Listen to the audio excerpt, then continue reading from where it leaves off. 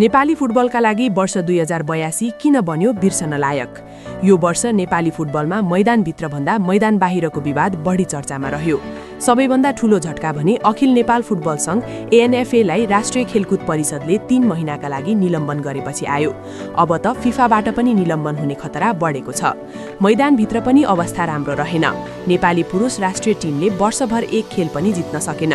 Asian cup छनौटका सबै खेलमा हार र मैत्रीपूर्ण खेलमा पनि जित निकाल्न सकेन। महिला फुटबलले केही आशा देखाए पनि एएफसी महिला एसिया कपमा छनौट हुन सकेन। घरेलु फुटबल झन सङ्कटमा पर्यो।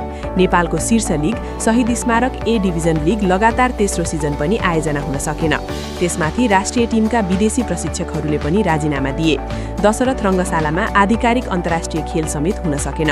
यसरी हेर्दा विवाद, कमजोर प्रदर्शन र प्रशासनिक सङ्कट यी 3 कारणले वर्ष 2082 नेपाली फुटबलका लागि बिर्सन लायक वर्ष बन्यो।